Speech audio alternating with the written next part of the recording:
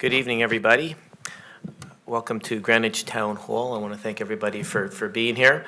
I want to thank the Army Corps of Engineers and Jim Himes, our congressman, and his great team who have been working on this with us for a long time. And for people who lived in Greenwich more than a few years, this has been something that's been talked about for so long. And if you grew up here in town, I can tell you, if you had friends and relatives who lived over on the west side, they'll tell you about what the storm of '55, when houses were actually flowing down the Byram River, literally flowing down there. So this is a great thing for the town that we've actually got to this point, which is the first time in my lifetime, and then probably everybody in here's lifetime. And that's due to the efforts of the people I just mentioned, the Army Corps, Congressman Himes, and a lot of the advocates on the west side. We really appreciate that, and I don't know if anybody's in here, but who remembers the tragedy in '74, but we're working also with the authorities to see when this is finally done to get those bridges named for the Gullivers Memorial Bridge for the tragedy where we lost 24 lives there, which sparked a lot of reforms in the way building codes were put across the country. And that started right here in Greenwich and Portchester. But this is really something that's, very much needed, and we're eagerly awaiting the start of it. And Jim and I really are grateful to the Army Corps and everybody else. We want this done right, obviously, but we also would love to see if we can get it done a little quicker. But everything is, no matter what it is, whether it's a town, state, or federal project, there's lots of permits and timelines. So, but we're all working together to get this done as quickly as possible for you.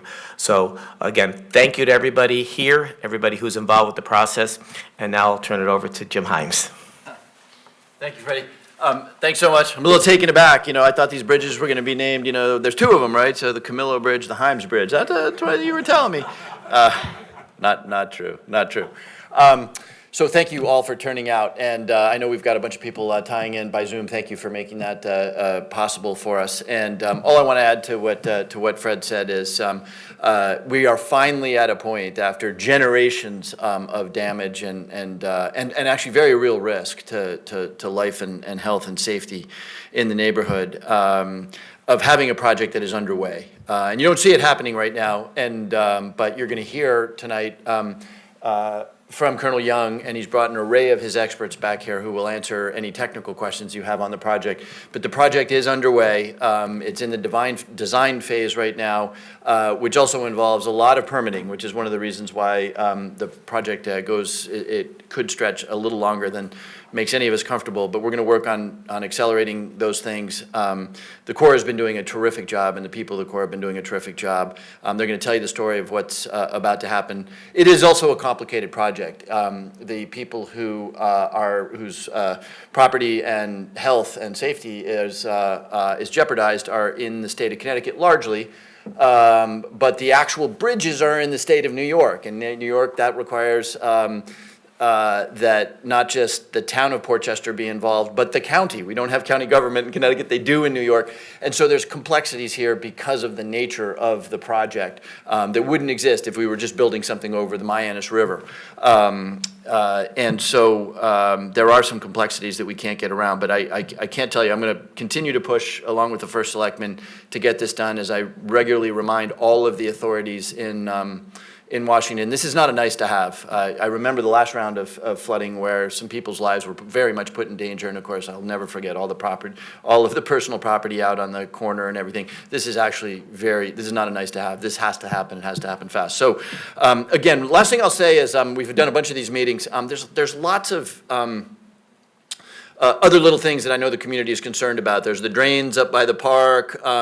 The Army Corps and the experts who are here today are here about the bridges. They don't have any jurisdiction or knowledge, frankly, of the issues that are more about the town of Greenwich, which are drainage and the flooding that comes down the river, that comes down the hill there to the park. So just so you know, I'm not going to put Fred and our select women on the spot, but they're really the appropriate ones to answer the questions on municipal concerns. With that, I'm just delighted, and Colonel Young, thank you for coming up here, and Forrest, thank you for bringing the experts, and thank you for getting us to a place where a couple of years from now we're going to have a couple of new bridges and a lot less flooding. So, Colonel Young of the Army Corps of Engineers. All right, good evening. Thanks for having us. Thanks to everyone who's attending here in person and out on Zoom. So we're here to talk about the project that we're going to do, and I'm going to introduce my team in a little bit. But I'm up here to show you and to tell you that we are committed to this project. So it's a very challenging project, as we'll talk about here, as the Congressman talked about, but these aren't insurmountable challenges. Yes, there are multiple states involved, multiple what we call on the non-federal side, our partners, us, the Army Corps of Engineers on the federal side, but we've got multiple non-federal partners. But that's why I'm here. And I'm here, and Congressman and to the town, message loud and clear on the schedule. So we are committed to that, and I'm going to push our team here, hold them accountable, but they are certainly capable of performing here, and we are in the design phase and moving to construction as quickly as we can. So we think in terms of construction seasons and getting these two bridges done during two construction seasons. So the team knows, I know, that if we slip a little bit on the schedule, we don't want to lose an entire year, an entire construction season. So that's on us, and I can assure you that I'm gonna hold our team accountable for it. But they are more than up to the task. We have some of our best people here in the room and on this project here, and we wouldn't have it any other way. So we're committed to the area. We're committed to doing these public meetings. As soon as we were asked to do this, the answer is just tell us when. We will be there. I'll be there, and we'll bring the whole team. And we're committed to continuing to do these, to provide updates, as long as there's a demand for that information, which I think there is going to be. And hopefully it'll be good information. If it's not, we'll be transparent, share it, so that we can manage the expectations on this. So we're working through, as I said, the design on it, some of the challenges with rights of entry on real estate, jurisdiction between the two states on this. We've even got multiple Corps of Engineer districts working on this project. We've got the Omaha district out here. They're our center of expertise on the construction of bridges and other technical information that they support our team on this. But it all falls under me. I'm the one responsible for this, and we are here to deliver the project. So with that, we've got about 20-minute presentation, and we'll take some questions on there, but I'd like to call up and introduce our great project manager on this, Rafat Salim. Thanks. Rafat, the floor is yours.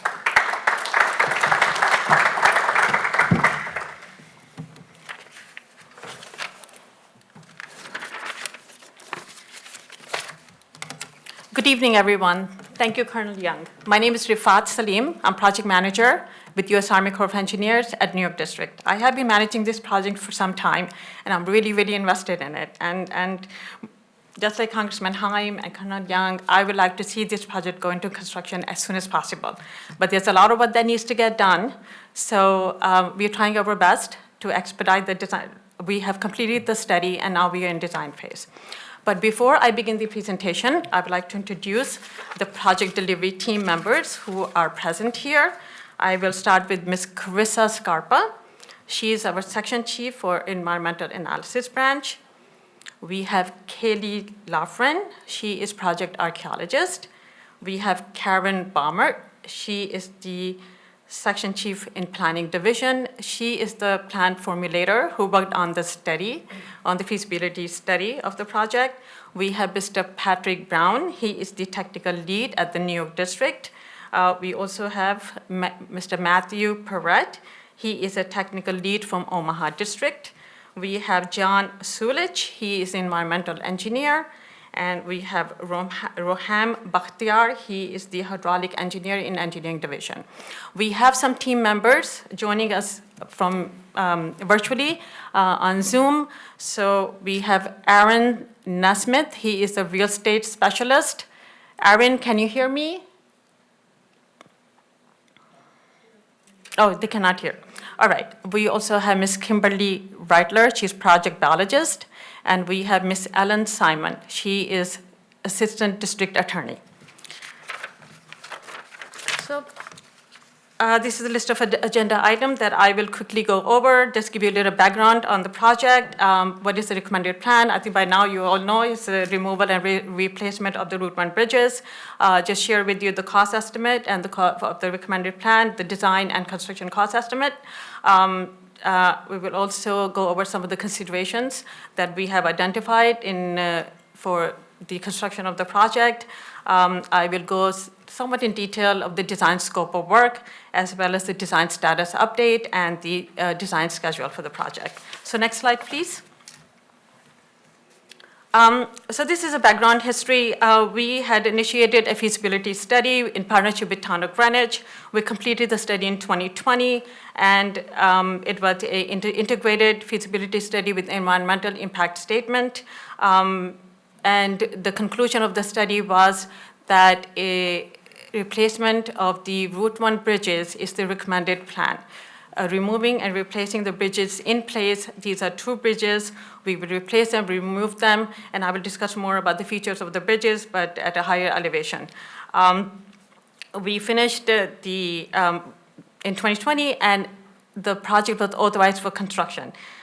In section 340 of WERDA, it is 340? Okay. Anyway, so now we are in design phase, and we executed the agreement with Town of Greenwich, and we started the design effort in April 2023. It took us a little bit of time to develop the design scope of work, but we are making very good progress. So in order for our projects, we need authorization, we need appropriation, and we need a co-sharing partner. So moving forward, next slide, please. So as you can see from this picture, these bridges are low-lying with center piers, and this is what constricts the flow of the river, and that causes backup and upstream flooding. So this was one of the areas that we needed to address. So the plan to replace these bridges without the center piers. So because of these bridges during storm event, the purpose of this project is to reduce the risk of flooding from riverine event. So under a severe storm event, the flow of the river, gets a lot, and then this serves as a bottleneck to induce upstream flooding and increasing the water surface elevation. Next slide, please. So these are 2 bridges. This is an aerial overview, and we will be replacing both bridges, the eastbound and westbound. As Colonel mentioned, we will be replacing 1 bridge at a time. So these are bridges with 2 lanes. So the plan is to replace 1 bridge at a time, and then 1 bridge will maintain flow in both directions. Next slide, please. So this is a conceptual design that we came up in the study phase, and now we are working in the design phase with some different variations in terms of maybe a little bit higher, a little bit wider. So those are the things that we will consider as we finalize the design. So the new bridges, as I mentioned, will not have the center piers to remove those arches. It will be a little bit at a higher elevation, and we hope to accomplish with it should minimize the risk of flooding by reducing the floodplain extent, by reducing the water surface elevation, and also hopefully decreasing the risk of flooding to the structures. Next slide, please. All right, so we're in design phase. Corps of Engineers, we use the term pre-construction and engineering, as in PED. That's what we call it. So the PED estimate is $5.47 million. Thanks to Congressman Himes for securing the funds for the project. We really appreciate that. So the design effort is being done 100% at federal expense. Even with that, we had to execute an agreement because we do need a co-share partner, but the design is being done with 100% Disaster Relief Supplemental Appropriation Act, and the project is included for $5.4 million for design and $35 million for construction. So we appreciate that. But however, for construction, we will need a co-sharing partner. The construction of the project will be cost-shared, 50-50. Moving forward, since the project is in 2 different states, Connecticut and New York, we are working with the legal team of both Connecticut, New York State, Town of Greenwich, to come up with a solution to execute an agreement, we call it project partnership agreement, to go into construction phase. But we have already started that coordination and that discussion to move into. So the key partners and stakeholders, as I mentioned, is New York State DOT, Connecticut Department. We have 2 representatives from Connecticut DOT, Village of Portchester, because these bridges are in Village of Portchester and they're owned and operated by New York State DOT, and also Village, I think I mentioned all the stakeholders. Next slide, please. Thank you. All right, so these are some of the design consideration and construction consideration we identified in the study phase. As I mentioned, that we will replace 1 bridge at a time to maintain the traffic flow, because these bridges are parallel to Route 95, and I think there's a good amount of traffic that these bridges sustain. So it won't be conducive to do both bridges at the same time. And also to maintain the traffic and connection. The new bridges will hopefully support the same traffic volume. We are doing traffic study, which I will go more into it, to understand the traffic flow. And with that, the fact that we are elevating the bridges, we will do some of the road work as well. So there will be some minor road work that will be part, just to bring to the alignment to the new bridges. We will definitely need environmental permits from both states, New York and Connecticut. These bridges are part of national. They are included in National Register. They are considered historic, and coordination is ongoing with Connecticut and New York State Historic Preservation officers, and we are working on documentation, and our design going to be sensitive to the historic nature of the bridges. Thank you. Next slide, please. So for the design, New York District, we don't have so much expertise in terms of the design and of the bridges and transportation, so we had to get our Omaha district involved in the scoping of the design. We have contracted out the design work to an architect and engineering firm called AECOM. They are doing the design work for us, so we had to put together a scope of work thanks to Omaha District who did that. It was a very extensive scope of work. It had all the design requirement. So the fact that the federal government is involved in the bridges, so it has to meet federal guidelines, it has to meet state guidelines, it has to make local guidelines and standards. Also, the scope of work includes coordination with multiple entities, parties. As I mentioned, there's multiple stakeholders and partners who are involved.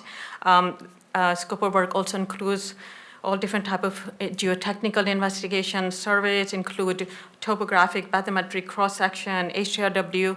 So there's a lot of surveys work that needs to be done during the design phase.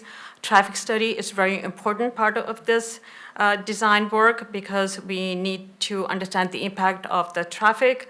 So after the traffic study, there will be a traffic management plan that will be put together. So when the bridge is going to construction, we know how to divert the traffic. As I mentioned, the bridges are considered historic, so there's environmental consideration in terms of cultural, historic, and environmental permits that we need from different states, New York and Connecticut. H&H modeling is a very big part of this. We have done existing H&H modeling, and then we will do with the bridges in place. So that's a big part of it. And value engineering. Value engineering is once we start designing the bridge, we have different type of models. Our value engineers, they will look through different models. It's like a week-long conference that everyone, sit down and they discuss how we can improve the efficiency, cost. So there's a lot of factors that go into value engineering study. Next slide, please. So the current status. So we have awarded the contract late last year, and since then we have made a significant amount of effort. We've done all the data collection of the surveys. We did topo, bathymetric, cross-section. We have completed the geotech investigation scope of work. We have also completed the traffic study plan and the reviews, and thanks to everyone. I know Connecticut and New York State and Town of Greenwich provided the feedback on the traffic study plan, so we appreciate that. We are coordinating for right-of-way permit with Connecticut and DOT. So Connecticut DOT will already have the permit, thank you, and we are still waiting to get a permit from New York State DOT. We have also calibrated H&H model to the latest rain event. So any rain event that happens, the model needs to get updated. So we have done that, and our real estate specialist is coordinating with various public and private homeowners to obtain rights of entries for the geotech investigation work. Next, please. So what is next? A lot of work. So we need to process the result of all the surveys that we have done. So we will have the report of all the surveys. We will use that information to design. So we still have to do this, conduct the traffic analysis, meaning the actual count of the traffic and study. We have a plan that we have put together, but now our consultant will go out there, count the traffic and the cars. That we hope to start in 2 weeks. We were waiting for the weather to get a little bit better in spring, so the assumption is that there would be a lot of traffic during that time. So that would be a good time to do the traffic study. We have yet to do geotechnical investigation. As I mentioned, we have Connecticut permit. We're still waiting for New York State. There will be a lot of coordination with the environmental resource agencies, and there'll be some investigation that needs to take place. Our project biologist is coordinating with Connecticut DEEP, right? I think that's what you call it, and also with New York State DEC. For any environmental investigation and coordination that we need to do. We will update the H&H based on the survey results, and then after we will also update the H&H after we have our conceptual design, meaning the design of the bridges. And with that, we hope to finalize our 100% plans and specs. I think I did mention about coordinating with environmental agencies. A very important part of this bridge construction is getting easements.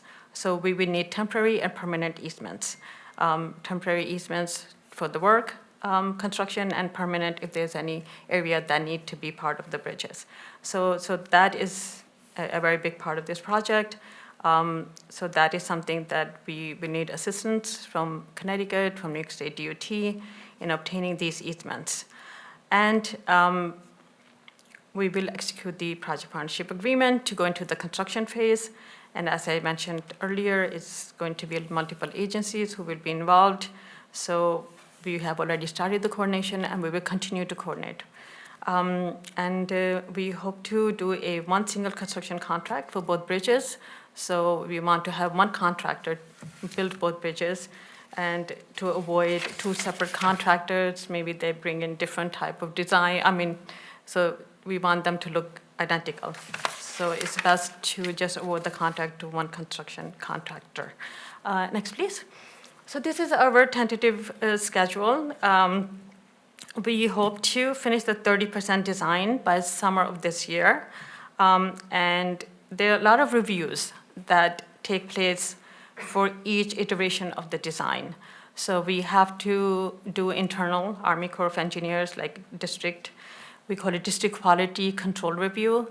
And then we have something called agency technical review, where the outside of the district will take a look at the design and they will review it. So for each iteration, there'll be a design and then the reviews, and that's why you can see 3 to 4 months time in between each iteration of the design.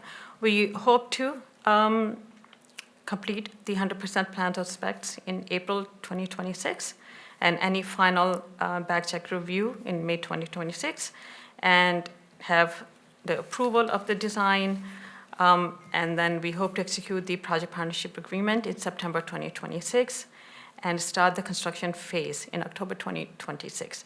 So construction phase meaning we can start the real estate acquisition process, because real estate acquisition process can only begin once we have an agreement with the non-federal sponsor. And hopefully, it all depends how soon we get those easements, then we could go into construction. Right now, we are hoping that we can go into construction in spring and summer of 2027. And I would like to conclude the presentation with few key points. I would just like to remind you that there's no project that can completely eliminate the risk of flooding. It's highly likely that there will be a storm event out there that will be bigger than what the project is designed for. And so it's very important that the flood risk management the risk of living in a flood-prone area is communicated through local agencies, and the people understand the risk of living in the flood-prone area. And it's a shared responsibility with federal, state, county, and local, and as well as resident. And communication is the key. And there are a few things to consider living in a floodplain: insurance, zoning, and emergency action plan, and of course communication, which can help reduce the time to prepare to respond to an emergency event. And with that, I conclude my presentation. Please let me know if you have any questions. Thank you.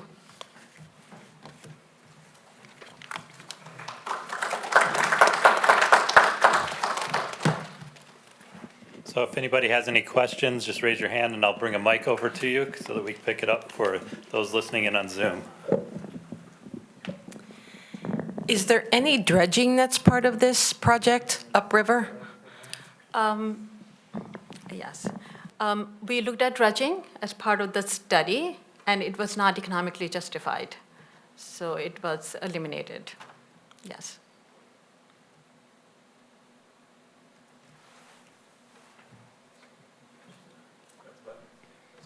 I have a couple. One, what about the dam that's half a mile upstream that's going to collapse or be taken down?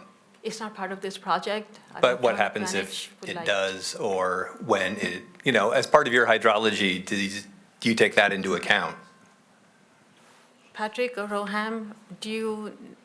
I saw it mentioned in the original, I went through all the documents that you have Okay. online, and All so right. I saw that it was mentioned there, but there was no sort of, I know that that's a concern of the towns. Yeah, I think that's something, just make sure Oh. Sorry. That's something we would take into consideration. The consulting firm is in the study phase, updating their model, and any information that's out there they would incorporate. I would think, yeah, definitely correct me if I'm wrong, Rohan, but that removing a dam, they need to take into consideration the downstream effects of removing the dam. But we would need to confirm what the scope of that project is and what the impacts are. Well, the dam that they're talking about, it's privately owned. We did a title search. We know who it is. We've been talking with the owner. We are under the impression that federal money to take dams down because the federal government is encouraging that. What I suggested to the lawyer for one of the owners is to speak with the federal government, see what it would look like, right? Is it going to be a cascading, beautiful river, or is it, because it's a beautiful dam to look at, and right now it's not in danger of a collapse or anything like that, but it's just something that people can choose to do, the owners. But I said, get the information first before you make that decision. So I think they're in information gathering. I'd have to talk to the owners first, but we have identified who they are, they're aware of it, and they're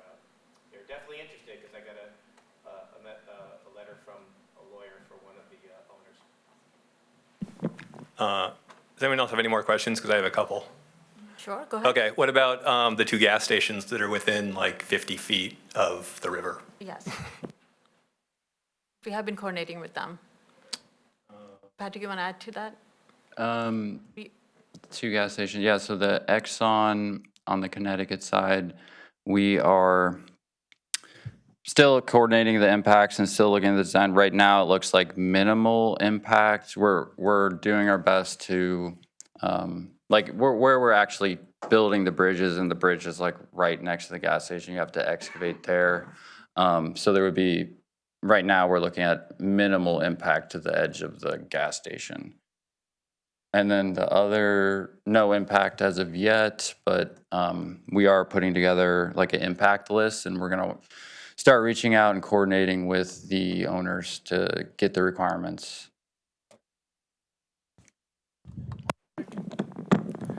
Sorry, I had a follow-up or a related question I was going to ask. I don't know if it's possible to go back to the map of the properties. Yeah, sure. The properties that are in the, I'll call it the island areas in both Portchester and Greenwich are about the same altitude, height, whatever you want to call it, as the bridges. And I'm struggling to visualize how you're going to raise the bridges by a meaningful enough amount to reduce the likelihood of upstream flooding while not leaving the gas station, the Carvel, the other things essentially 3 feet or 4 feet below the level of the bridge? And how are those properties that currently have entrances and exits directly on to the surrounding roads going to get in and out of their properties? It's a very good question, and I'm sure our engineers have already thought of it. So we will come up with a plan to minimize any project that we do. We make sure that it doesn't induce flooding elsewhere. Yes. I wasn't necessarily worried about flooding elsewhere. I'm worried about making those properties economically obsolete because they can no longer get in and out of the properties because the road is 4 foot higher than the property. No, there will be an access. There will be an access to their businesses. So I can add to that. Sorry, it's not 4 feet. I shouldn't be interjecting here, but I had an explanation. It's the bridge is a little bit higher. than Like the around current 3 road. feet right now. Is it 3 feet? Yeah, 3 feet. But the clearance is because you don't have that central pier. Yes. Or the archways. It's essentially Yes. a rectangle of clearance for the river to go in. Sorry, I'm just trying to turn this. Yes. It's okay. It's not 4 feet, right? So that's correct. This is Karen. I'm a planner with the Army Corps. So that is correct. So the main point of the project is to remove those central abutment, and that whole low opening archway is going to be rectangular, as the congressman said. So that will reduce a lot of the flooding. And when we raise the bridges higher, it's also going to be a bit narrower, so you get that height there as well. And as part of this project, we will be regrading and ensuring that there's access to these properties. We're still in the detailed design phase, and we're really kind of in the early stages of that design, but we're working on making sure that those properties do have access, though we do acknowledge it might have to be moved a bit to accommodate the access closest to the bridges, but we are working hard, and we will be reaching out to the property owners and the homeowners affected to make sure that we're all on the same page with those potential changes. Over.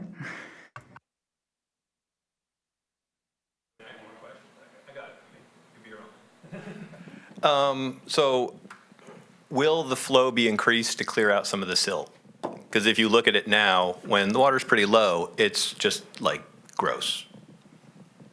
So that's really, I mean, I'm just curious. Will the hydrology change? Will the, That was looked at in the feasibility, and it was studied, and there is no increase in flow as a result of removing the bridges. Yeah. when are we going to be able to see what it looks like? Yeah, right. I think we can come back, maybe like end of summer, and share with you. What do you think? Right? I think by Yeah. that time, so when we do 30% design, that's when we kind of finalize the look of it? It will be further developed, but I think we need to coordinate with SHPO on some of the, The rendering, right? The- If there is acceptable have for it. them? a rough draft right now, but as far as the aesthetic and things like that, the look of it is still, I think, still being worked at 30%. But we could share a draft. Does the community have any input on the aesthetics of this, and is there a mechanism for that to happen? I mean, the people who live right around there might have some views. Yeah. Is it usually? Is there any mechanism for that? Do I just press this? Yeah, so we do, right now, we're still working on our historic structure report. As Rafat was saying, we're doing our historic documentation, and that's going to inform this, basically a historic treatment plan, and that's where we'll come up with recommendations for what the bridge is going to look like, how we can retain some of the historic design elements, the historic integrity of the bridges. So like we said, we're working with the state historic preservation offices for New York and Connecticut. We're also working with the Westchester Historical Society on that, as well as the Historical Society of Greenwich. So we're working with some of the community, the historical societies, and there'll be a chance for review. And the state historic preservation offices, we've been coordinating with them. Our coordination's been ongoing. They've been reviewing our materials as we're developing them. So there'll be an opportunity for that. Is there an opportunity for public to look at it and provide input? Yeah, well, so that would be as part of our scope. If the community would like, I think, as Rafat suggested, we come back or we release, a mock-up of what we think is a aesthetically pleasing and sympathetic or similar artistic style that we'll be using while also achieving the engineering requirements for this bridge. I think that would be great. We would love to have feedback on that, for sure. If I could put in a request, I really don't want to delay the project by No. putting in another 3 months. What would be great, maybe we can talk about this, what would be Right. great, and if we have to work it through the state preservation, we'll do it. But what would be great, I think Freddie and I would love it if we could look at an initial design and be responsible for collating and gathering community input. I think it'll be fine, but it would be really nice to avoid any possibility that the community looks at it and says it's terrible. So anyway, if there's some mechanism for, Freddie and I will take this, again, no delay here, please, but it would be great for us to have an initial look at the aesthetics so that we could maybe gather the input of the community. Yeah, and I'll actually make the suggestion that when we present that, we'll include some of the engineering requirements and the ways in which that design was chosen, because there are going to be some trade-off. There's going to be some trade-offs in, replacing the bridge with something that achieves that same architectural look, but also achieves that engineering goal. So maybe providing that context will make it easier for the public to provide constructive feedback. Yeah, and for those that don't know me, I'm Jim Michael. I'm the the Commissioner of Public Works. I was a Deputy Commissioner, but I'm the Commissioner of Public Works. And the Army Corps does have us involved, the town involved in this process. I'm on many of the project meetings that they're going through with the design consultants and so forth. We have 84 bridges in town. We know what the expectations of the Greenwich community are for what the aesthetics of a bridge should more or less look like. So we're going to be making sure we're giving feedback to this group as well to make sure that they're getting that feel of what kind of the expectations of this community are and making sure that's incorporated into the project. So just know that we're keeping with that and keeping on this team as well to make sure that the community's heard. Jim, thank you. We can certainly get the word out there. As Jim said, as Congressman Himes said, we're not looking to delay this at all. We're trying to speed it up a little bit. So, but we also want to make sure that, as you said, Jim, we're respecting the integrity of, the charm of the town. And so we're happy that working with Historic Society and DPW on that. But again, we want to make sure it gets done, but certainly that we want to make, it's going to be there long past we're living here. So we want to make sure it's good for not only the citizens now, but for future generations. So thank you for the coordination. Last one. Can you clarify, because and I totally understand this is not your thing, is doing traffic calming, and like right now, it's essentially a pedestrian kill zone. You've got people coming out of the Carvel 3 different ways. You've got people going in and out of the gas stations. And right now, basically, the only thing that's keeping people alive is paint. But you did mention that you were gonna do some traffic work. So how much can you do? Like, what's your remit in this case? The configuration will not change. Whatever the traffic flow is going to remain. This traffic study that we're doing as part of the design effort is what needs to be done during construction. But I've heard that before, and Karen, you remember that too. And I think that is up to Village of Port Chester. If they want to come at the same time when we are doing the bridges and they want to change something, the layout, but our project is going to just maintain whatever the traffic flow is. Yes. I was going to add to that. I can talk, but I can't press a button at the same time. I was going to mention that the intersection of Byram Road and the Post Road has a very high incidence of traffic accidents as well as the pedestrian accidents that Michael mentioned. So I realize this may extend beyond the narrow scope of replacing the bridges, but it just would seem to me a missed opportunity to foster or even require that kind of conversation as you're doing this, so that it's not only flood safer, but it's also pedestrian and traffic safer.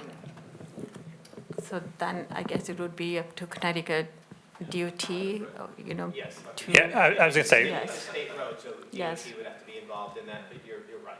yeah, it's definitely something that the town is aware of and that we're going to be coordinating with Connecticut DOT and a variety of other projects in the area about this.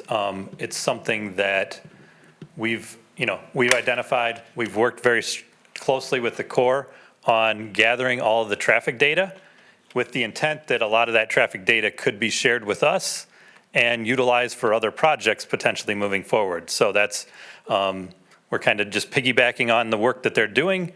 Once people are doing it, so we might as well take it and use it for future stuff, so.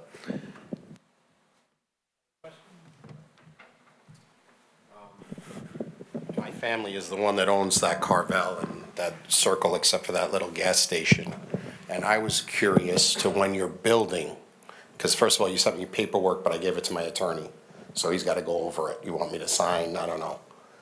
What are you going to do with the exits and entrances? And what are you going to do with the vehicles that are working on this bridge? Because I know most of the owners of that area, and there's really no place to park.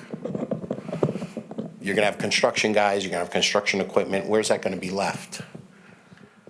At night, et cetera. Yes, so I think that little triangle there, that's what we were looking at. I think that most likely is going to be our staging area. In the Connecticut Yeah, side. yeah, Connecticut side. And also, we have been looking for access for the bridges. And Patrick, you can add to that. We are looking into this with our consultant, an access route or staging area to minimize the impact to the nearby businesses. Would you like to add anything? No, I think that mostly covered it. That is our tentative plan, is trying to use the divider there. It's a fairly large area close to the construction site. And we're still working through what we're going to do during construction as far as temporary access and how we're going to go about demolishing the bridges. But we're looking at low impact options, potentially just using the road itself, demolishing the bridge from the road, limiting taking over other properties. And if we can do that, that's like our most favorable course of action. And I think we were thinking of going from here, right? Like this area, I remember, right? When we were discussing. That was discussed, but right now Finalized, yeah. Just one request, though, if you are parking things overnight, it's not in that area, just let the town know, because we've had some projects in town where they were storing it in residential neighborhoods, and at 2 or 3 in the morning, they were going there and picking up and dropping things, and people were calling me first thing in the morning, every day. So that's, we've heard about that at meetings, so just let us know, we can certainly help you find spots, but we just don't want to repeat the mistakes of the past where things were done, and then if somebody's gonna have a bad night sleeping, they're gonna make our nights, our mornings rough, so just let us know, we'll work with you. Okay. Thank you. Yeah, it's all very preliminary right now, but yes, we're definitely going to Thank you.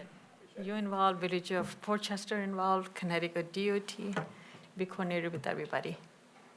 Yes? You have a question? I do. First of all, thank you guys, the politicians here, for pushing this through. That's, I know it's a lot of work, and thank you for doing that. I feel your pain.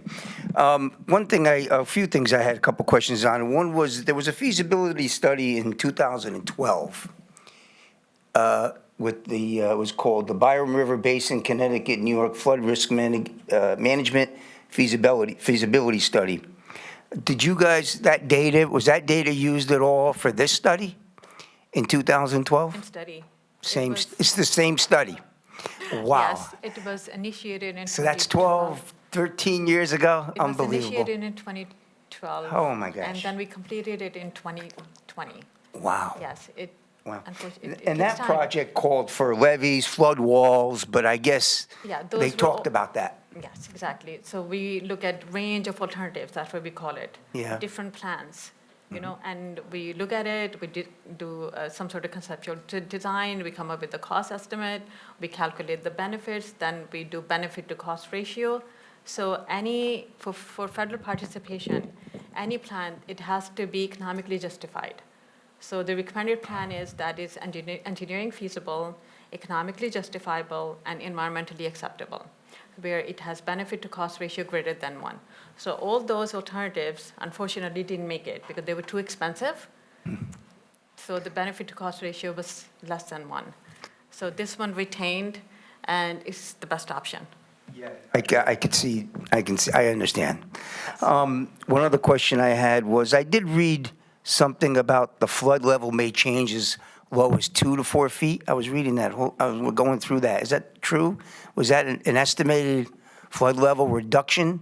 Yes, Upriver? that's what our data showed when we did our H&H analysis and feasibility study. Our H&H will be updated with the new bridges in place, but this is the reduction in water surface elevation in areas up to 3 feet. Okay, so that's great. Now, the other question would be, I know I also read something about FEMA and the Army Corps of Engineers don't communicate in terms of elevation levels and when it comes to reducing the level. So now my flood insurance probably won't change for maybe 10 years until that study comes through. I read that in that whole booklet.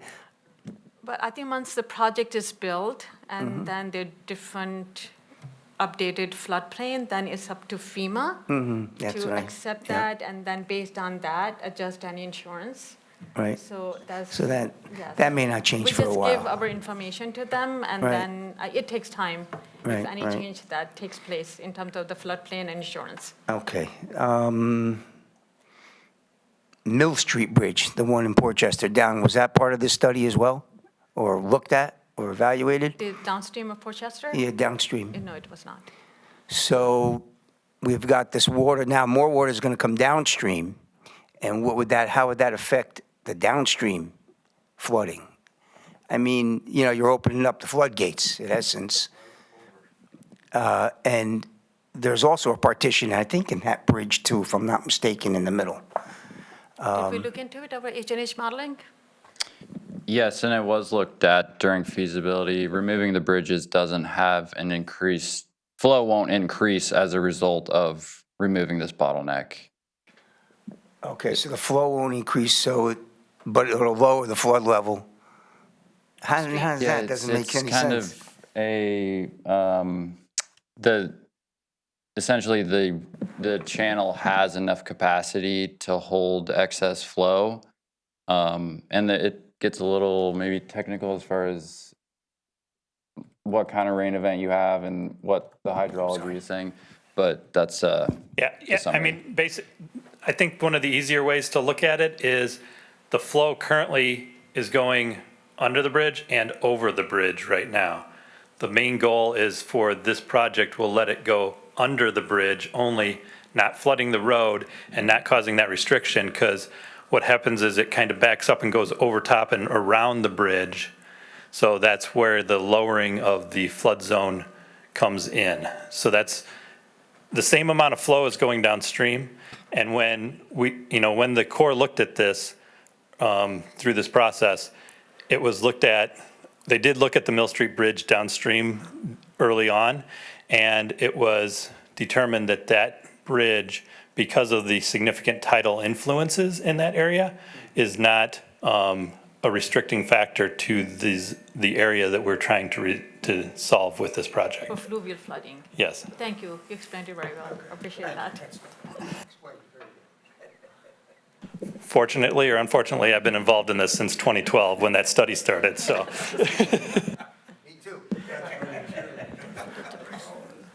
With respect to traffic flow, I know a lot of you know the Carvel has a gas station directly, a small gas station, and the cars are always backed up there waiting to get gas, and you're always trying to go around the triangle to try to get back onto the post road. Will the traffic flow be improved with the study that you're doing at that point? Because you have like many cars, and you really cannot get onto the post road easily because of all the cars that are backed up. Will that gas station have an improved circulation, is what I'm asking? Patrick? And if not, why not? It's a very small area. So as I mentioned before. I mean, I think that the goal of the project is to improve the flooding issues, and it's the replacement of the bridges.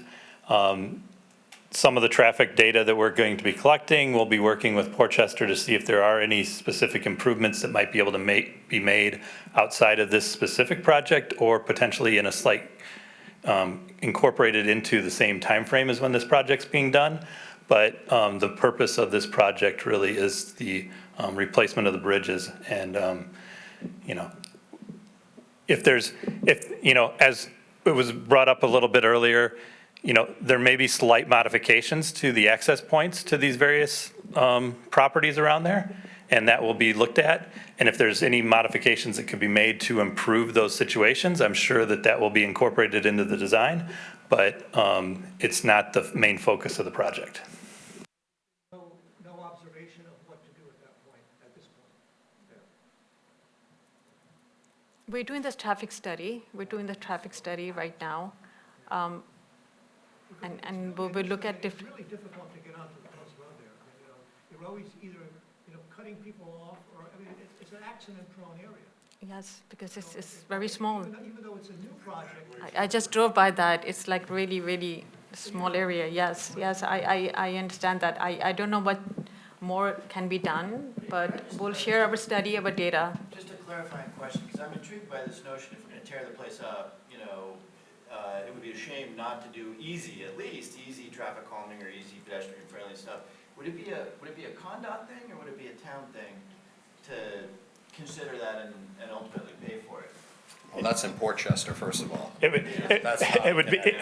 would be a combination of CONDOT. Connecticut really has no authority. And village. CONDOT, Village of Portchester, New York State DOT, and potentially, Town of Greenwich, so. Yes. And the private property owners as well. Yeah, actually, that Exxon station is actually in Portchester. Yeah. The Exxon's Most half and likely half. not. Most likely not.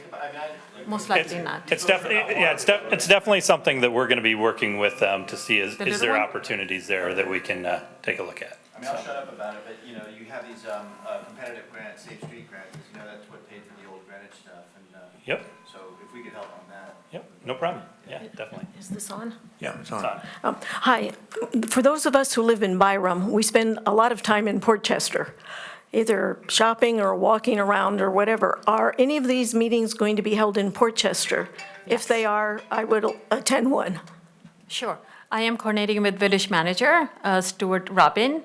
Actually, I was hoping to schedule one next week, but he hasn't gotten back to me. So we're looking at, in maybe 3 to 4 weeks, to schedule another public meeting in Village of Portchester. Can it be advertised for those of us who live in Greenwich? Sure, I will coordinate with Jim Michael. Yeah, well, Yes. we'll coordinate and we'll make sure that it gets out to the same publication group, so. Yes.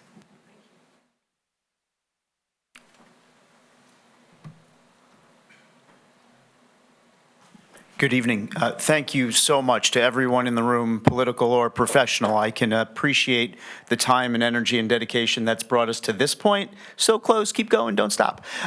My question relates to the first question that came from the floor. The idea of dredging, I understand it was studied and it was determined to be economically not feasible or not practical. Is that part of a study that's available to the public, and can you direct me where I might find it? Yes, the link is on the press release. You can find it on Town of Greenwich website. So the announcement for this meeting, there's a press release. And if you go to Town of Greenwich website, you can get access to, actually, it's also New York District website.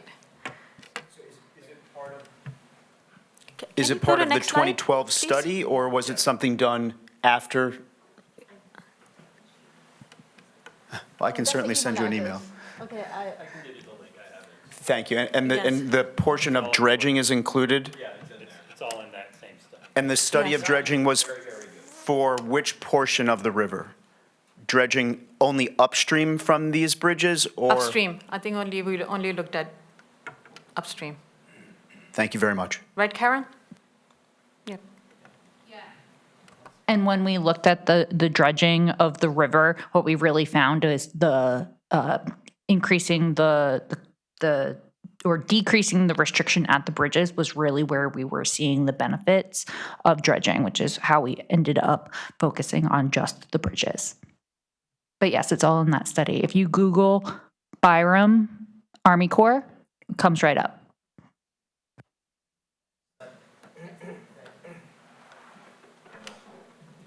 And you can find all the appendices on the webpage.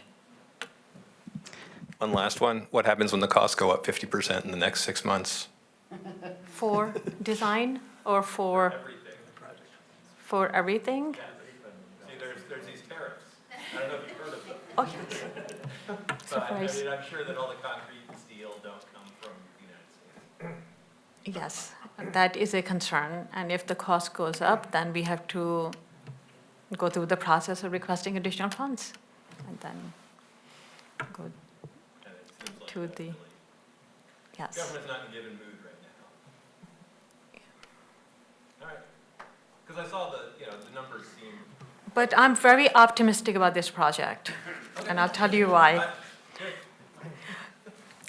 When we did the study, and if you look at the report, the total cost estimate at that time was 30 million. 30 million. And the project's supposed to be cost share 50% federal and 50% non-federal. So that meant the federal share was 15 million. But thanks to Congressman Heim, the project is appropriated for 35 million. So I'm hoping that it doesn't go twice what was estimated. So even if it goes up, we have up to 35 million of federal funds available.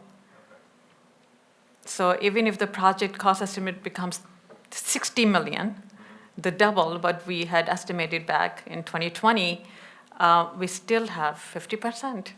So the rest is for the town and New York State and whoever is going to be the cost-sharing partner to come up with. So I am optimistic. Yes. So we do have a few questions online, so Gabrielle is going to start. Thank you. Yes, for those watching in on Zoom, if you would like to ask a question, please raise your hand. So the first person that we have with a hand raised is Mr. Peter Alexander. Mr. Peter Alexander, please unmute yourself and go ahead and ask your question. Happily. Thank you. My name is Peter Alexander. I'm about to be a 78-year resident and have three skins in the game, as in a son, a daughter, and a grandson on the river. And I'm really excited that we now have a timeline that will see some improvements. I'm really, really happy to help. And I'd really like to make sure that our tidal influence is factored in, because it's what makes our town and this river unique. Thank you so much for all your efforts. I really, really appreciate being able to help. Thank you. Thank you, Peter. So the tidal influence or the coastal flooding is not scope of this project. This project only addresses fluvial flooding, riverine from rain event. But we do think there's not that significant tidal influence, right? So that is correct. So this project will address flood risk management or riverine flooding. However, we did consider the tidal influence because the Byram River is tidally influenced up to just about where the bridges are located. So that was included in all of our hydrologic and hydrology analyses and incorporated into our boundary condition.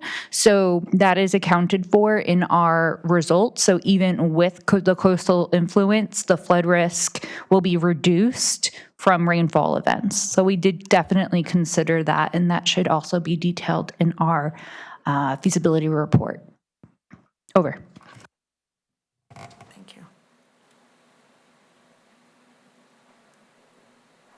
Mr. Kenny, if you can please unmute yourself, you are next. Yes, thank you. And thank you all for everything you're doing here, all this consideration. Couple questions having to do with, and I guess it was addressed before about the height and all that. Oh, yes, having to do with up to what type of storm would be, or storm event would this project be designed to handle? And of course, the second thing having to do with the funding, how do we know the funds with everything, with all the uncertainty going on right now, with everything is actually gonna go through and be there? And then what do we do? What is like our plan 2 and our plan 3, if anything? Thank you. So this project is designed to handle 50-year storm event. That is 2% annual chance of exceedance, correct? Yes. And I think regarding funding, we addressed that. If there's a need for additional funding, we have to go through the federal, budget request funding process to receive additional funds. Mr. Di Vittorio, you are next. Please unmute yourself. Okay, can you hear me? Yes. Okay. Mike Di Vittorio, I'm the facilities manager at 777 West Putnam Avenue, which is adjacent to the North Bridge. Two questions, and you've partially answered one of them already about the influence of the tidal effect on the flooding. That's a huge factor in it. The fact that when there's enough rain in an incoming tide, there's just nowhere for the water to go but up and out. The second problem that needs to be addressed, and I don't think this is so much the Corps of Engineers as the two states and the village and the town, the village of Portchester and the town of Greenwich, are the natural dams that occur. There's really, something really needs to be done about the trees that fall in the river and get left there and end up getting washed down eventually and caught up in everything, in the bridges, and also the amount of debris that gets thrown in the river and washed down and caught up. So something needs to be done about that. I don't know if there's any plan for that or it's been discussed, but you should certainly put it on somebody's plate. So Thank you. usually clearing and snagging is responsibilities of the local government. So if it's in the village of Portchester, I think they should address that. And if it's in upstream of the bridges in town of Greenwich, then I think it's responsibility of the local government.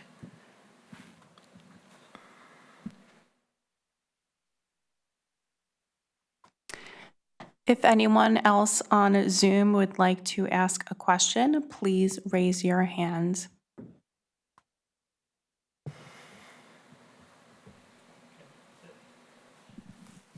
Okay, anyone else have any questions here? Otherwise, I think we've finished up, and thank you so much for the Corps coming out and giving this presentation. So. Well, thank you so much. I appreciate all of you being here, taking out time for your schedule. Thank you.